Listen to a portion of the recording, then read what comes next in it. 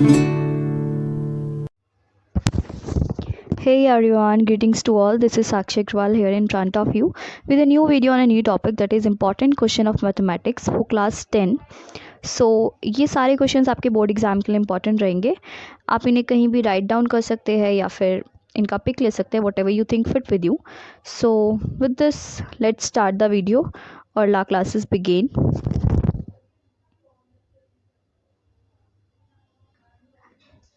ये अपना सबसे पहला क्वेश्चन है. 455 और 42 का HCF निकालना है अपन को यूक्लिड एल्गोरिथम से, या फिर हिंदी में बोले तो यूक्लिड विभाजन एल्गोरिथम से. ठीक है, इसे स्टार्ट करते हैं.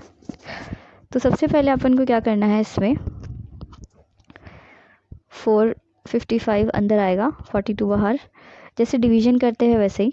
ठीक है, अब 42 के टेबल में कब जाएगा, तो 42 10 जा 420 हो गया. 11 पे करके देख लेते हैं. तो 11 पे आपका ये होगा 462, जो कि क्या हो जाएगा, इससे बड़ा हो जाएगा, इसलिए 42 10 जा लेना होगा, दैट इज़ 420. आपका नीचे बच जाएगा 35. अब ये 42 यहाँ अंदर आ जाएगा. 35 1 जा 35, दैट इज़ 7.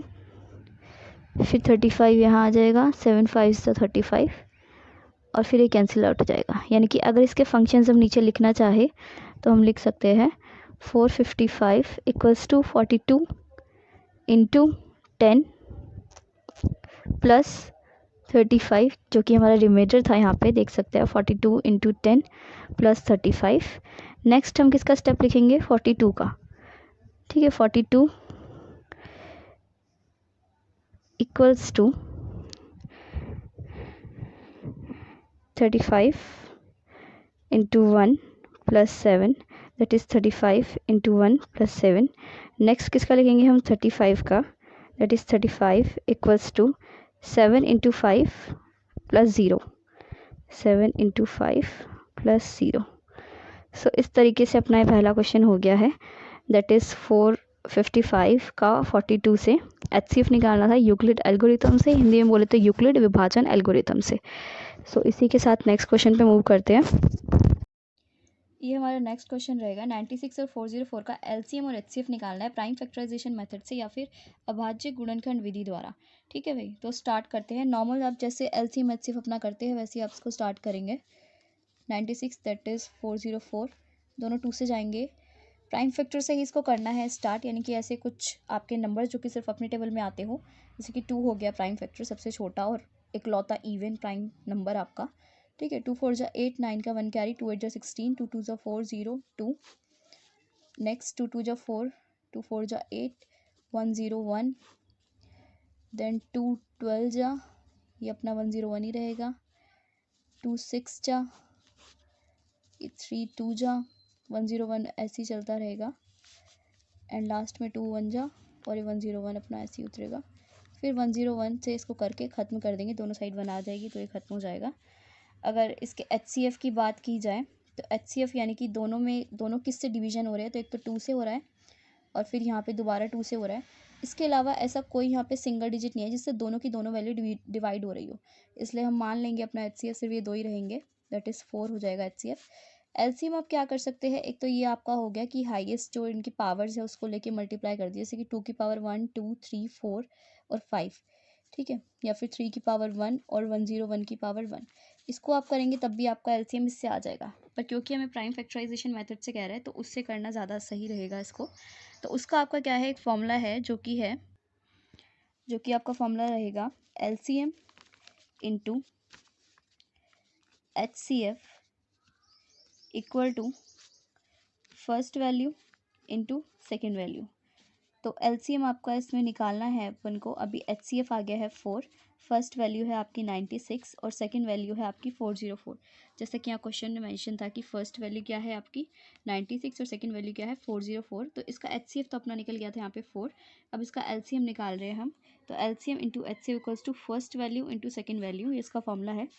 तो LCM इधर ही रहेगा, 96 इंटू 404 अपॉन में 4 चला जाएगा, अब इससे कट जाएगा, 1 0 1 आ गया, और इन दोनों को मल्टीप्लाई कर देंगे तो आपका आ जाएगा 9696. सो ये आपका एलसीएम का आंसर हो गया। यानी कि अगर पूरे क्वेश्चन को हम देखें तो ये कुछ ऐसे हुआ है कि सबसे पहले हमने क्या किया है, इसका एचसीएफ निकाल लिया, एलसीएम एचसीएफ। आप ऐसे भी इसका मल्टीप्लाई करके एलसीएम निकाल सकते हैं। इसकी हाईएस्ट पावर हमने लिख दी है, जैसे कि 2 की हाईएस्ट पावर यहाँ पे क्या है 5 है, 3 एक ही बार रिपीट हुआ है और 101 भी एक बार रिपीट हुआ है। इनको मल्टीप्लाई करके भी एलसीएम आ सकता है, पर क्वेश्चन कह रहा है कि प्राइम फैक्टराइजेशन मेथड से निकालो, इसलिए हमने उसका फॉर्मूला लगा के निकाला है LCM into HCF equals to first into second. So उस तरीके से सॉल्व करने पर 9696 की वैल्यू आ गई है। सो मूव करते हैं अपने नेक्स्ट क्वेश्चन पे। वैसे ये क्वेश्चन आपका एग्जाम्पल था, एग्जाम्पल नंबर 7 बुक में मिल जाएगा आपको एनसीईआरटी में। ऐसे ही इसका जो 8 एग्जाम्पल है वो भी अपन करते हैं। उसमें निकालना तो प्राइम फैक्टराइजेशन मेथड से ही है, पर उसमें 3 वैल्यूज़ दे रखी है, यानी कि इस बार हमारे पास 3 डिजिट्स है। तो 3 डिजिट्स का कैसे निकलेगा, तो वो हम एक क्वेश्चन और कर लेते हैं। तो ये ना आपका नेक्स्ट क्वेश्चन, ये आपका एग्जाम्पल नंबर 8 रहेगा किताब का, एनसीईआरटी का।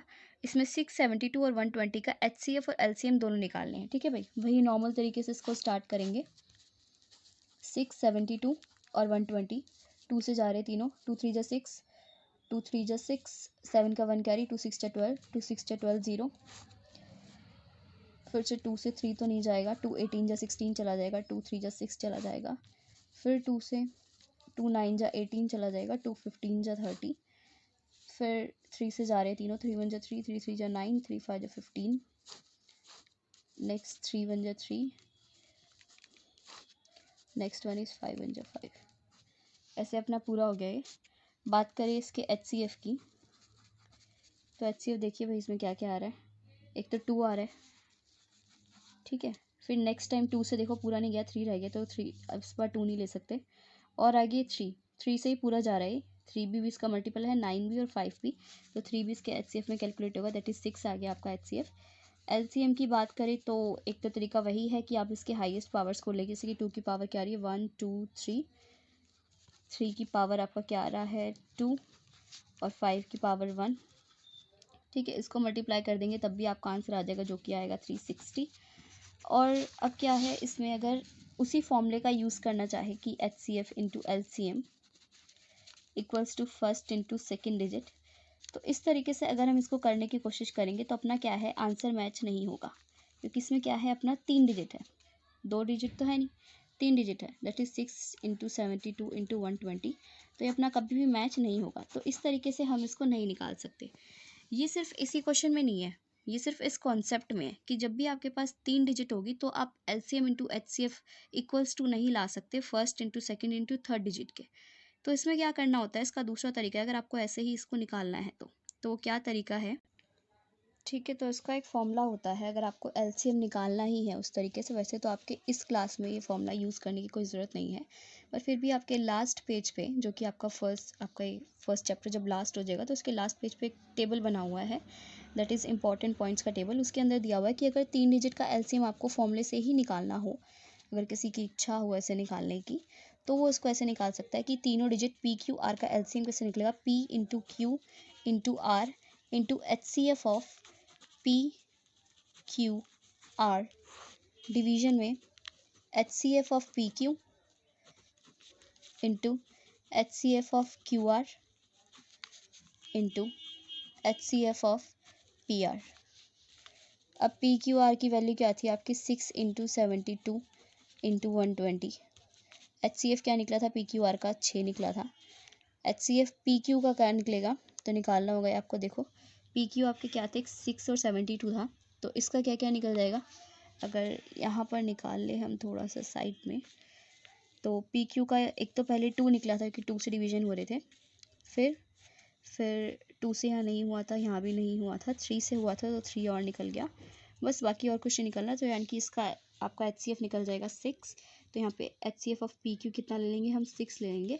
फिर बात कर रही थी हम H C F Q are की, तो अब इनका भी यहीं पे साइड में निकाल लेते हैं। H C F Q R आपकी कौन सी डिजिट्स है 72 और 120, तो इसमें आपका एक बार तो 2 से डिवीजन हुआ था, तो यहाँ पे इसका एक बार एच सी एफ आ जाएगा आपका 2, ठीक है। और यहाँ पे फिर 2 से डिवाइड हुए थे ये दोनों, और फिर 2 से हुए थे, तो यानी कि 2 बार 2 और आ जाएगा, ठीक है। तो ये 3 बार तो उसके 2 ले लिए हैं हमने।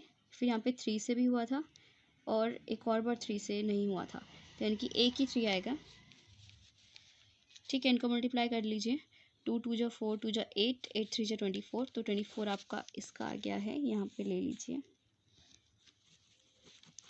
अब लास्ट में हमको लेना है HCF ऑफ PR, तो PR का भी ले लेते हैं। यहाँ पे स्पेस थोड़ा खत्म हो गया है, यहाँ करते हैं।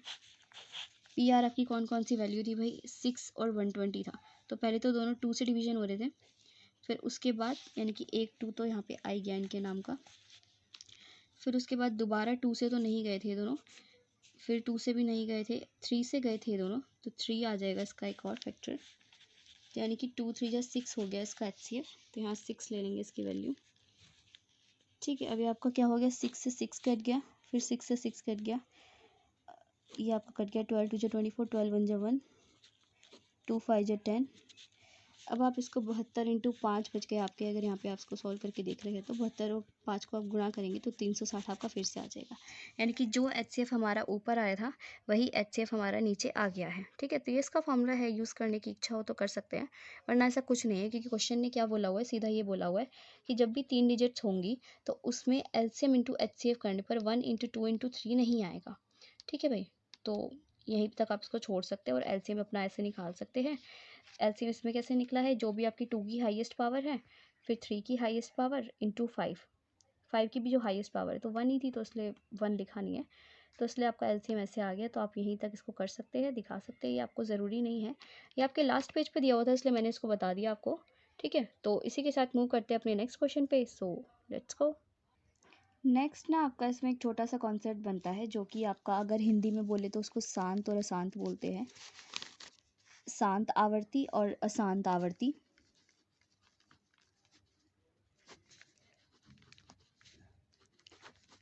और अगर इंग्लिश की बात करें तो उसको टर्मिनेटिंग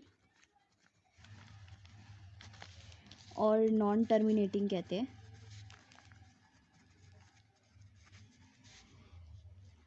हालांकि आपका छोटा सा कॉन्सेप्ट है, एक ही नंबर का आता है, पर फिर भी इसको जान लेना इम्पॉर्टेंट रहता है, बच्चों के लगभग नंबर कटते ही है इसके अंदर। ठीक है, इसमें क्या है आपका कि जो आपके डिवीजन में होंगे, यानी कि हिंदी में आप इसको अंश कह सकते हैं, अंश और हर। ठीक है, जो नीचे होगा आपका डिनोमिनेटर होगा, उसका क्या होगा नीचे वाले का, वो 2 या 5 के मल्टीपल के रूप में होना चाहिए। अगर वो 2m या फिर 2n ऐसा कुछ है, मतलब 2 में और 5 में है, तब तो वो क्या हो जाएगा आपका टर्मिनेटिंग या फिर शांत हो जाएगा, अदरवाइज उसे अशांत घोषित कर दिया जाएगा। ठीक है भाई, जैसे कि मान लो कोई आपकी वैल्यू है 13(1)/3125, ये आपका क्या है, टर्मिनेटिंग है या फिर शांत है। क्यों है, क्योंकि ये 5 का फैक्टर है पूरा। ठीक है, या तो नीचे पूरा 5 का फैक्टर हो या तो नीचे पूरा 2 का फैक्टर हो, तब तो वो क्या है, टर्मिनेटिंग है। या फिर दोनों हो, नीचे 2 भी हो और 5 भी हो, तब भी वो टर्मिनेटिंग है। पर अगर 2 5 के साथ और भी कोई वैल्यू है, जैसे कि 2 है, 5 है, 7 है, नीचे कोई ऐसी डिजिट है जिसका हमने फैक्टर किया तो 2 5 और 7 आ रहा है, तो वो क्या है, अशांत है या फिर नॉन टर्मिनेटिंग है। क्यों, क्योंकि उसका डिवीजन नहीं है पूरा। ठीक है, तो इसलिए वो क्या हो जाएगा, नॉन टर्मिनेटिंग हो जाएगा। यानी कि याद रखना है, अगर सिर्फ 5 हो, सिर्फ 2 हो, या फिर 2 5 हो, तो ये क्या है, टर्मिनेटिंग है। इनके अलावा इनके साथ और कुछ आ रहा है तो नॉन टर्मिनेटिंग है। ठीक है, अभी फर्स्ट चैप्टर में अपना इतना ही इम्पॉर्टेंट है, तो अब बात करते हैं सेकेंड चैप्टर की। तो बात करते हैं अपने सेकेंड चैप्टर की। सेकेंड चैप्टर में आपका क्या है, जो एक क्वेश्चन इंपॉर्टेंट बनता है वो होता है आपका शून्यकों का योग और शून्यकों का गुणनफल। हिंदी इंग्लिश में बोले तो आपका सम ऑफ ज़ीरोज़ और द प्रोडक्ट ऑफ ज़ीरोज़। बात करें सबसे पहले सम ऑफ ज़ीरोज़ की,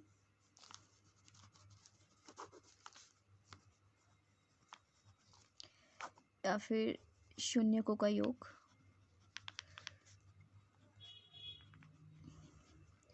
तो इसका फॉर्मूला होता है आपका -b/a, इसको ऐसे रिप्रेजेंट करते हैं कुछ, alpha plus beta equals to -b/a। अब -b आपका क्या होता है, कोएफिशिएंट ऑफ x होता है, इक्वल्स टू -x का गुणांक, इंग्लिश में बोले तो कोएफिशिएंट ऑफ x। कोएफिशिएंट क्या होता है भाई, साथ वाला होता है, यानी कि x के साथ जो भी वैल्यू होगी वो कोएफिशिएंट ऑफ x मानी जाएगी। ठीक है, नीचे वाला आपका a की बात करें तो वो एक्स स्क्वायर का गुणांक होता है, या फिर कोएफिशिएंट ऑफ एक्स स्क्वायर।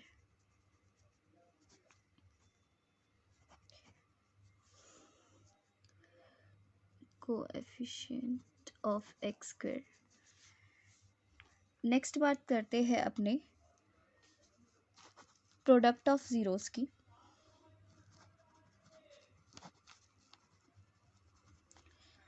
जिसको हिंदी में बोलेंगे आपका शून्यकों का गुणनफल।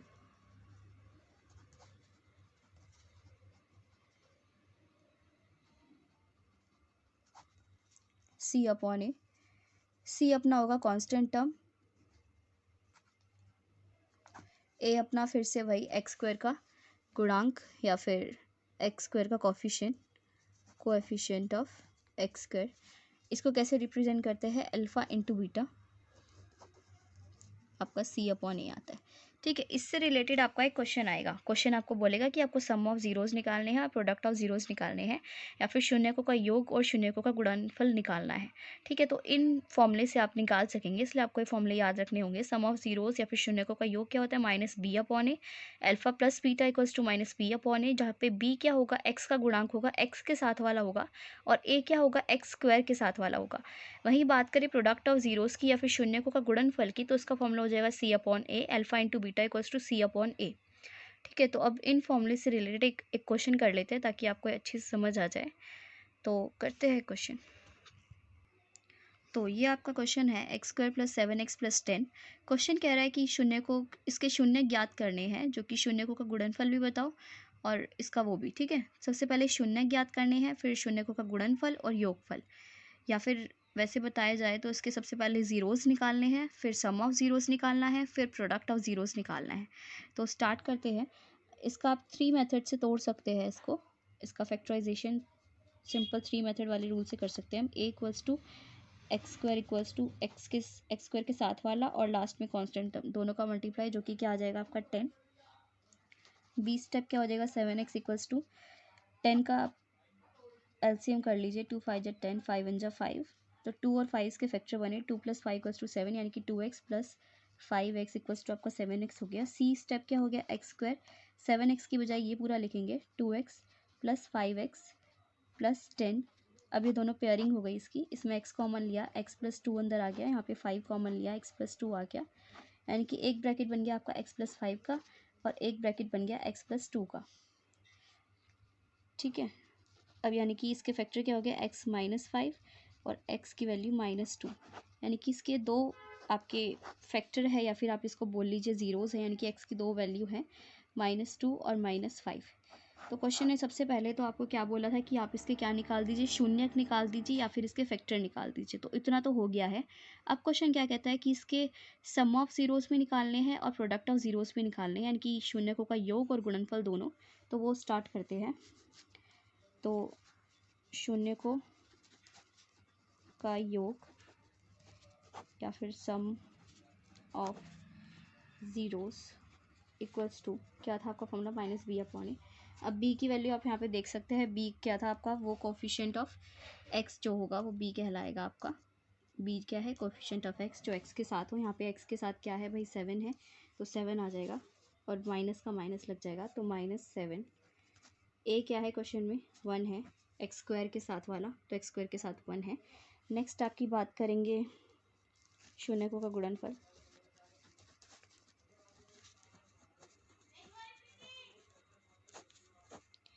या फिर प्रोडक्ट ऑफ ज़ीरोज़।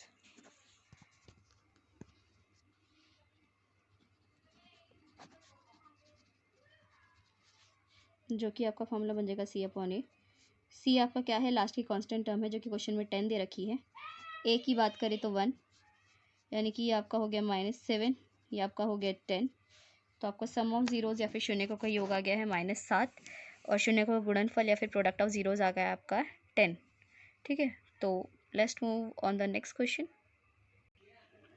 ठीक है भाई, ये अपना नेक्स्ट क्वेश्चन बनता है। क्वेश्चन क्या दे रखा है कि अल्फा प्लस बीटा की वैल्यू दे रखी है -3 और अल्फा इंटू बीटा की वैल्यू दे रखी है 2, या फिर इसको बोले तो शून्य का कोई योग दे रखा है -3, या फिर सम ऑफ ज़ीरोज़ और प्रोडक्ट ऑफ ज़ीरोज़ या फिर शून्यकों का गुणनफल दे रखा है आपको 2।